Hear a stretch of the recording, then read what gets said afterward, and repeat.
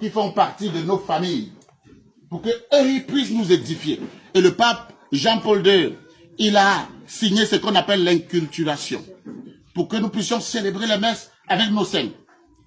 Mais vous allez voir dans les églises toujours, Laine, Clerc, Cis, Corneille, on invoque les saints de Rome. À chaque fois, on invoque les saints de Rome. Rome ne fait que s'enrichir. Non, on ne fait que faire quoi? S'appauvrir. Vous ne réfléchissez pas. Donc, vous allez enterrer les gens tous les jours, ils vont devenir des fantômes. Pendant que vous pouvez les invoquer, réfléchissez. Réfléchissez, même ceux qui ont fréquenté. Je vous raconte une petite chose, même ceux qui ont fréquenté. Même ceux qui ont fréquenté. On dit que catholique signifie quoi? Catholique, c'est un mot grec. Catholicos. Qui signifie universel.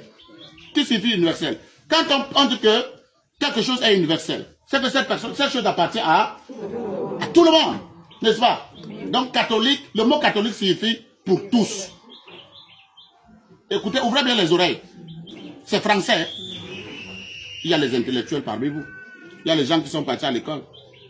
Même comme il y a des gens qui sont que quand on célèbre la messe, ils peuvent te faire une petite erreur. Et ils disaient ici que j'ai suivi ça hier. J'ai suivi ça hier. Je vous pose la question, mais c'est nous qui avions créé le français. Mais vous êtes terrible, hein? Mais vous êtes terrible. Est-ce que vous savez que c'est la malédiction? Mais est-ce que vous savez que c'est la malédiction?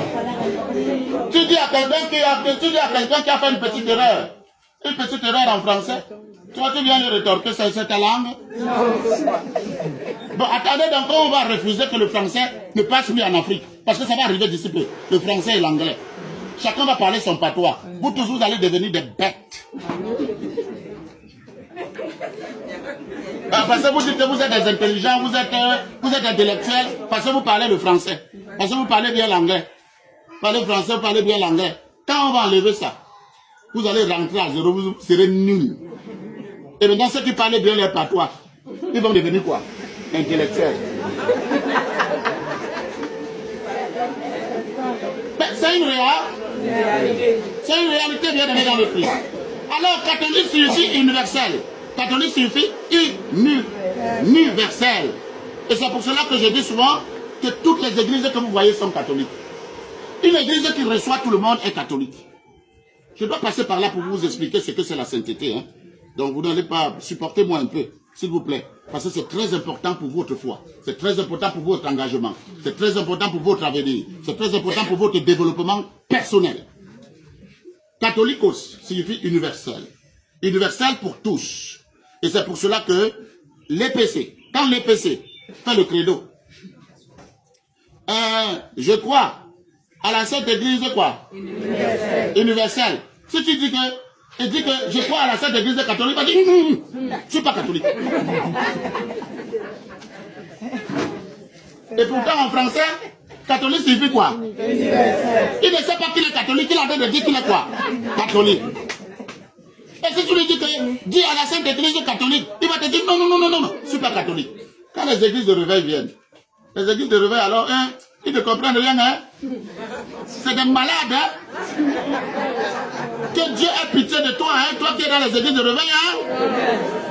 Que Dieu ait pitié de toi, parce que quand lui il monte, il dit, les catholiques. Attends, il n'est même pas parti en profondeur pour comprendre ce que signifie quoi? Catholique. Un être humain en lui-même ne peut pas être catholique. Il n'y a que l'église qui peut être catholique. Si on dit que tu es catholique, tu ne vois pas que c'est que tu entres dans la mort. Catholique, veut dire universel pour tous. Si on dit que cette fille est catholique, hein, on t'a insulté. Hein. Attends, c'est moi qui ai créé le français. C'est que c'est la petite chose qui existe comme ça que vous ne comprenez pas, parce que la spiritualité n'est pas avancée. Mais maintenant, vous savez très bien, à l'époque, toute l'église s'appelait l'église catholique apostolique. Il n'y avait pas de l'église catholique romaine, ni l'église catholique ceci. Mais toute l'église était universelle. Rome a décidé de s'appeler église catholique romaine. Ouvrez bien les oreilles. Ouvrez bien les oreilles. Est-ce qu'une église qui peut, est-ce que quelque chose peut être universel et appartenir encore à quelqu'un? En français, ça se dit. Ça ne se comprend même pas, même dans les profondeurs philosophiques. Mais c'est parce que nous sommes incrédules. On ne pousse pas l'intelligence. Mais je vais vous dire une chose. Je vais vous dire une chose. C'est le second danger de l'Afrique. Ouvrez bien les oreilles. Si on ne se développe pas, tout ce qu'on est en train de faire là, on veut combattre les Français. Il n'y a pas seulement les Français. Le deuxième à combattre, je ne prononce pas son nom, parce que je ne veux pas les problèmes. Mais je suis en train de vous enseigner. Celui qui a la réflexion poussée, fait quoi? Jésus dit que les comprenants comprennent. Moi, je ne prononce pas son nom.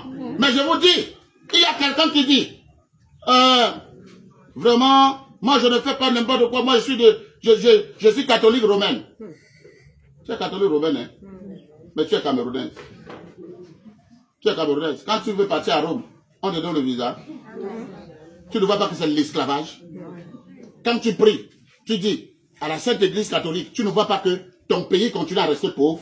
Tu pries pour un pays. Je vous rappelle que le Vatican, c'est un pays. Le Vatican, c'est un État. Et ouvrez bien les oreilles, le Vatican, c'est un État qui a cherché des plans comment faire pour dominer le monde.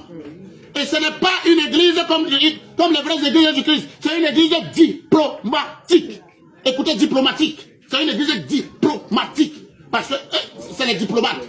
Ouvrez bien les oreilles. Je n'ai rien contre l'église. Hein. Mais si nous, les Africains, on ne prêche pas nos frères pour qu'ils commencent à prier pour leur pays, pour qu'ils commencent à prier pour les évêques de leur pays, je préfère que tu pries pour Monseigneur Cléda. Je préfère que tu pries pour un évêque d'ici. Mais je ne préfère pas qu'on continue à prier pour l'Europe, qu'on continue à prier pour le Vatican, pour que le Vatican continue à s'enrichir pendant que nous sommes pauvres. Amen. La sainteté, ça existe. Parce que c'est un plan. Écoutez très bien, c'est de l'esclavage. Comment tu peux prier pour un autre pays? Attends, l'église catholique, c'est universel, non? Ça veut dire qu'il y a l'église catholique du Cameroun. C'est universel. Et le Congo a compris, le Congo a dit, nous, chez nous aussi, c'est l'église catholique du Congo. Mais tu es Camerounais. Prie pour le Cameroun. On prend le terrain, on donne à l'église. Mon grand-père a donné plus de 25 hectares à la diplomatie romaine. Je parle bien à la diplomatie romaine du Vatican. Plus de 25 hectares. Ils ont construit. Ce territoire n'appartient plus au Cameroun. Hein. Ça appartient à Rome. Ça appartient au Vatican. Tu ne peux rien faire là-bas. Si le pape ne donne pas l'ordre. Il met qui il veut là-bas. Vous trouvez que les gens vont venir prendre nos terres. Tu prends dans la terre, toi tu dis que tu as donné à Dieu. Mais on fait la politique avec. C'est juste que je suis juste passé par là. Hein, pour que vous essayez de commencer. Si vous voulez, vous comprenez, vous ne voulez pas, vous faites quoi? Vous laissez. Si vous voulez, allez dire. Allez dire. Il y a des gens qui sont en train de m'enregistrer, ils vont envoyer aux évêques. Ils ne me feront rien. Ils me feront rien. C'est que vous ne savez pas, moi je suis un missionnaire. Je suis un bénédictin. Ora et labora. Je suis un bénédictin. Je ne dépends pas je ne dépends pas d'un pape. Je ne dépends pas d'un évêque. Nous sommes une église autonome. Nous sommes comme les jésuites et nous sommes les bénédictins. Ora et labora. Nous sommes des thaumaturges. Parce qu'on invoque Jésus. On manifeste sa gloire. On chasse les démons. On marche sur les scorpions, les possessions. Et on annonce la bonne nouvelle. La bonne nouvelle. Donc envoyez ça à n'importe qui, tous me connaissent. Je ne dis que la vérité. La vérité. Je vous ai dit bien aimé dans le Christ que nous vivons la sainteté. La sainteté existe. Et nous devons reconnaître ceux qui sont les nôtres comme des saints. Monseigneur Wougou King était un très très grand homme de Dieu. Il a tout abandonné pour servir Dieu. Mais qui l'invoque? Vous avez entendu parler de lui un jour? Le père Menra Rebga. Oh! Vous ne l'avez pas, peut-être certaines personnes ne l'ont pas connu. Je vous dis qu'en Afrique, jusqu'à présent, il n'y a pas encore eu un homme de Dieu comme lui. Ça n'existe pas. Vous entendez seulement les gens bavarder. Le père Menra Rebga. Le père Menra Rebga. Mon grand-père était chef. Il a dit à mon grand-père, j'ai demandé à ce qu'on me donne tous les fétiches de ce village. Comme on ne m'a pas donné les fétiches de ce village, j'ai tourné le dos. Comme je suis en train de partir, vous allez ressentir qu'un homme de Dieu est passé chez vous.